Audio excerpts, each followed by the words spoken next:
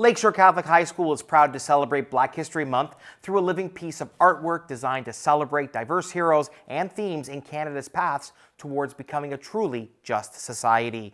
Joining me in the studio from Lakeshore High School is art teacher Ewelina Fanfara. Good morning. Good morning. Now, you also brought with us Social Climate Committee member Gabriella Smith, who's also a Lakeshore Catholic student in grade 10. Gabrielle, first question, tell me about your art. It's a piece of art that wraps around our hallways, and it includes several art pieces done by grade 12 students in our art club. And it's all about leaders of diversity in history. That includes Indigenous, Pride, and Black leaders. And it's going to be continued all throughout our school. It's just starting off, so we only... Now, you've also mixed a little bit of Valentine's Day in there. Is that right? Tell me about that.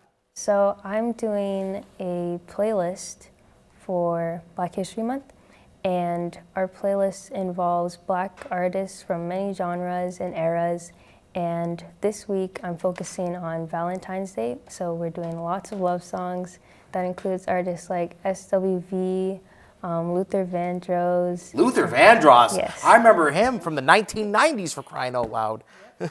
And you also plan some activities, is that right? Yeah, so we're planning to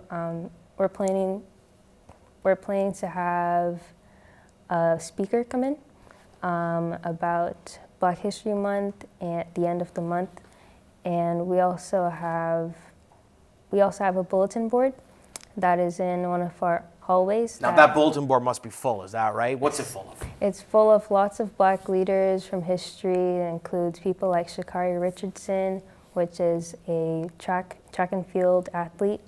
It includes people from back in the days in the history like Harriet Tubman, lots of leaders. Now, Ewelina, you have a diversity wall, and it's a powerful expression of Lakeshore Catholic. Describe what those values are and how those advocate voices can be heard. At Lakeshore Catholic and all of Niagara Catholic, we value diversity, equity, and inclusion. That's kind of at the core of everything that we do. When students walk our hallways, we want them to feel safe. We want them to feel like they belong, like they're included and they matter. And as Catholic school teachers, we're always teaching that we're all created in God's image and we all deserve respect and dignity. And that's kind of what we're going for with the diversity wall. We want this to be just a beautiful representation of who we are as a nation, how Canada became to be what we are.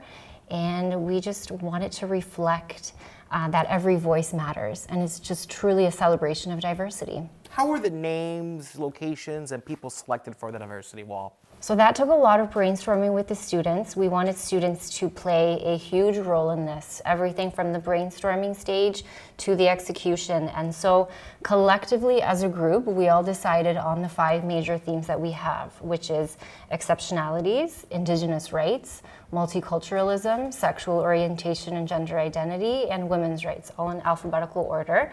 And from there, that's kind of what guided our next step in deciding who we wanted to include, the key figures, the significant events.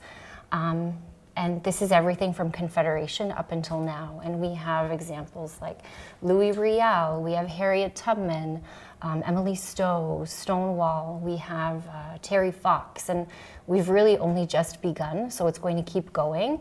A lot of these figures and events are familiar, some maybe are lesser known, but we felt like they were all equally important in this mosaic of rich history. Now, is the public invited to view your work at the high school?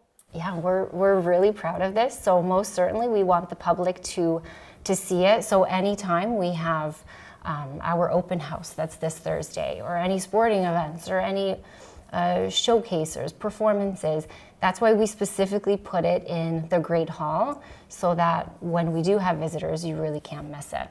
Now, Gabrielle, tell me about who else is on your committee and what's their roles? So we have about 4 or 5 other girls, and they help to put together our bulletin board of historical figures relating to Black History Month. And they've also helped to put together some people to speak about in the morning time on the announcement, Black Canadians, just to let people have some information. Ewelina, you are also working with another staff member, is that right? Yes. Well, originally it was Mr. Markovich who kind of put the bug in our ear about this project. He wanted something meaningful within the school, but we really could not have done it without Mr. Santone, our history teacher. He was the one who really guided us through the history of it to make sure that we didn't miss anything. And so we truly couldn't have done it without him. We also consulted with the special education teacher, Mr. Ord, to get his perspective on the field. And the students that were involved from beginning to end. I have to give a huge shout out to my art club and my senior art students who worked so hard on this huge endeavor. They took it so seriously. Really every detail was so thoughtfully researched and so carefully crafted, and I could not be more proud. Now, Ewelina, I can take my phone here and I can scan a QR code, is that right? Yes, so that is the next step. Every art piece is going to have a QR code attached to it, so that when we do have visitors in the school, they can just simply use their phones and they can scan it, and they'll be directed to either a website or some information about the history of it. So it'll be one of those beautiful teaching tools and learning experiences for everyone who experiences it, because we truly want it to be a reflection of who we are and to show that we're celebrating the diversity of our school. And we want everyone to see it, to kind of be inspired to reflect on the importance of diversity, not just in our school, but in our community and in the world, now more than ever. Gabrielle, Ewelina, thank you so much for joining us today. Thank you. No problem. It's a pleasure.